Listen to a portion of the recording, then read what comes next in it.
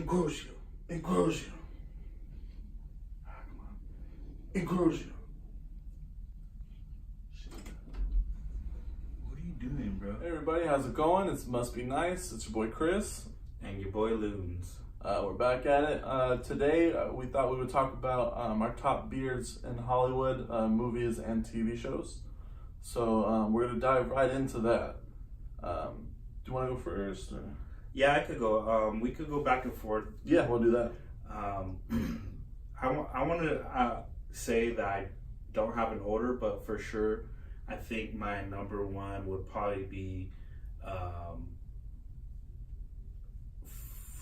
Gerard Butler from 300. Just because I feel like when I grow out my beard really long, I feel like I can, like it almost looks like his from that movie. So that's why that's my number one. But then the rest of the top beards that I like of Hollywood wouldn't be in any order. Okay, yeah. Do you have a number one? Mine's not really particular order either, but if I did have to choose a number one, I'd probably have to go with Ewan McGregor in Star Wars: Revenge of the Sith. I so knew it. Just the beard, the clean look. He put the prequels on his back. Yeah, and I wanted to point out, in the newer trilogy of Star Wars. Mm-hmm. Luke Skywalker grows a goatee, kind of like it looks Ben Skywalker. So I wonder when he knew him as a kid, it could be like he still had like that goatee. And I know like in the originals, he's kind of grayed and it's not really distinct. But probably when Luke Skywalker was a little kid, he still knew like Ben Skywalker, and he still had a brown goatee like that. So I think that's a pretty cool thing. Like, I think if Hollywood even thought about something like that, maybe it was unintentional. It most likely did, but I mean they could draw that line so easily. Yeah, especially with when he appears to Kylo in the last Jedi, he's got the clean look. He almost looks like Obi-Wan. Mm-hmm. So maybe that's what a Jedi looks like to him. Yeah. So definitely that would be my number one if I had to put a number one. And then the rest, it's no order, it's just 5 that we really just admire. Yeah, same. But next I got Jake Gyllenhaal from Southpaw. And Gerard Butler and Jake Gyllenhaal, like they have like full beards, and Jake Gyllenhaal didn't always have a beard. Like it's a fairly new thing. He's always different in his roles. He they become him almost. But so you a lot of people might not be familiar with it, but if you look it up, it's pretty nice. It's epic. Yeah, I've seen the movie. It has been a while. I gotta look back just to remember what it looked like. My other one, my number 2, I guess you would say, it's not so much as like really epic, but I think it makes him look more sinister, more of a bad guy. Bryan Cranston in Breaking Bad, with goatee, beard, it makes him look more, bad, like a bad guy. It really makes the character. Yeah, so I feel like that's a top, I agree, and we had kind of compared before this, and we kind of, not just changed it, but kind of tweaked ours because we kind of had didn't want to do the same. Yeah, identicals. But yeah, my next one would be also Ewan McGregor. I really like that one, and I kind of feel like this guy could probably get there someday. Yeah, he's got like the more brown beard, and mine's really dark, so it's definitely the end game. So after that. Another bad guy in the movie, I think Leonardo DiCaprio in Django, and that gives him that more sinister look, especially when you first see him, when he's peeking over, A little bit different too. Yeah. He doesn't always do, he's usually clean, He's either clean cut or maybe he has like a goatee. Yeah. But in that one, I think that it fits the part. It's pretty badass. Yeah. And I like that one a lot. But my next one is Hugh Jackman, and it's not really like, it's a long, manly beard, but it's just like the character, like how he pulled it off. Like he is the Wolverine, like his hair, how they did it. And like X-Men 1, he didn't really have it that long, but in X-Men 2, like it really points out like this, and then his hair goes up and like a wave like that, and it looks like spot on. So that's going off of that with Hugh Jackman. It's the best part about him is like every year there was a new movie, he came out getting more buff and more just getting crazy for the Wolverine, you know? Yeah. I think that was the coolest part about it. Oh yeah, for sure. Regardless of the movie or the movie quality, he showed up. Yeah, that was cool. Mm-hmm. So my next one is going to be Tom Hanks in Castaway.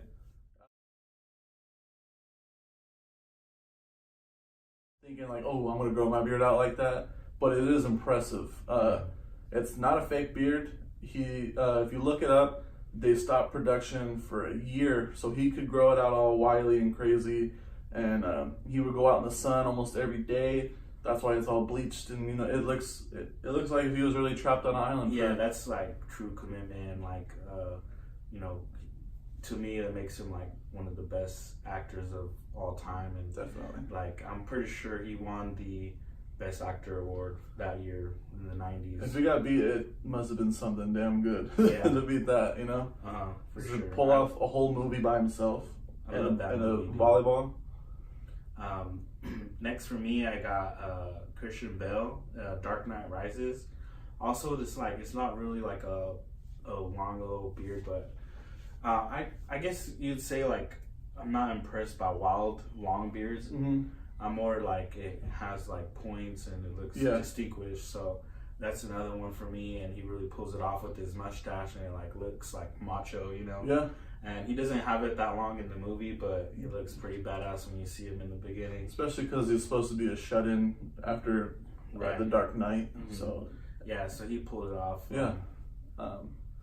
My last one is going to be Peter Dinklage and Game of Thrones. I haven't fully watched the show. But I have seen the progression. I saw a couple episodes of season 1, and I see the last season. It's so much full and dark. You know, it just looks good. You know, he embodies that character. He's got a really good beard. Yeah. So we are planning to do a review towards the end of June. I do a movie review at the end of every month. And this guy's heading to Disneyland, and he's gonna check out the new Star Wars. Star Wars. It's called something. Galaxy's Edge. Yeah, that's the full name. So Star Wars Land. At the end of the month, we're gonna be doing a review on my channel for movies, and then he's gonna tell us a little bit about that. Yeah, I'll definitely go into detail. I'm gonna take pictures. We don't usually do like spoilers, and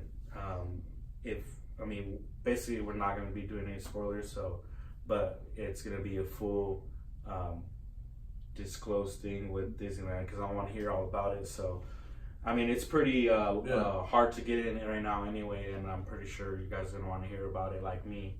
And I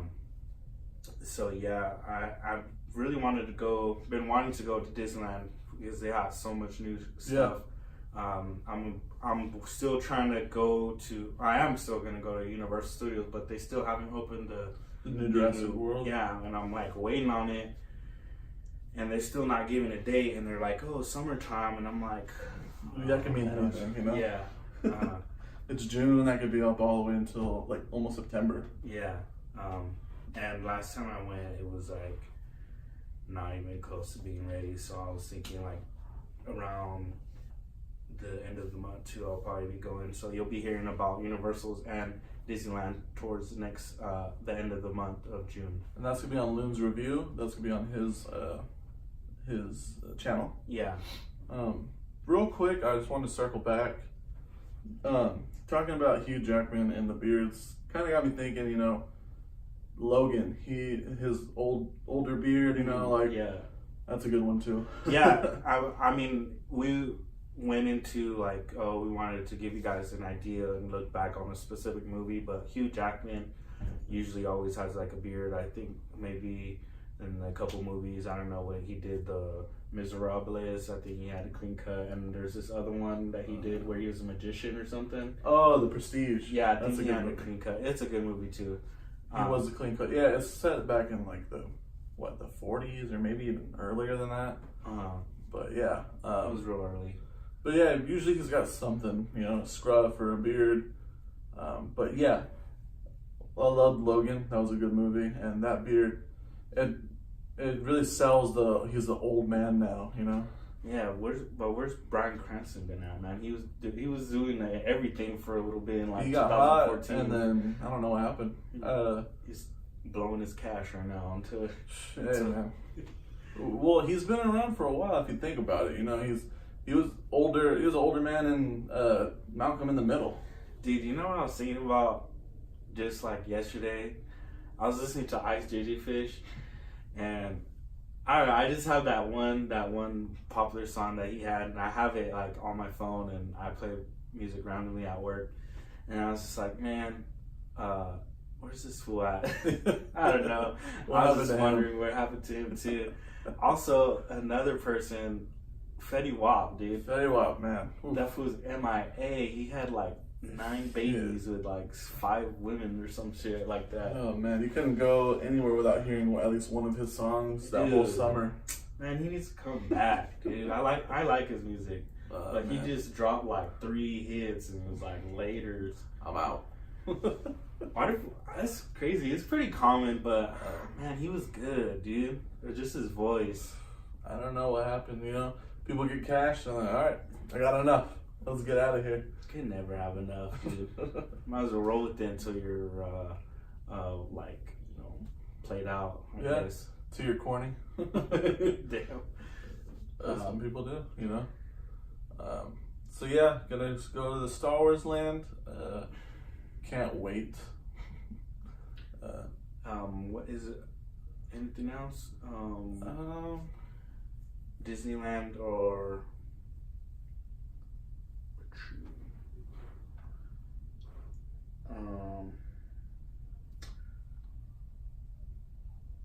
are you excited for Toy Story? Toy Story, most definitely. Growing up, 1 and 2 were my favorite for the longest time. Yeah, 3 was kind of whatever, but they did try to, hit you right in your feels. What about? They almost killed them all. Did you read that thing? I read this, but I don't think it's true, so I don't feel like this is a spoiler. But it was saying about Andy goes back and like retraces like him being molested by his dad and stuff, and I was like, no way that's gonna be a thing. I saw a Disney movie. I saw it's kind of funny though. It's like they're trying when you think about it. Like they try to sell it to you, and so you're like, come on, man. You really gotta watch this one because it goes deep into Andy getting molested. Like what?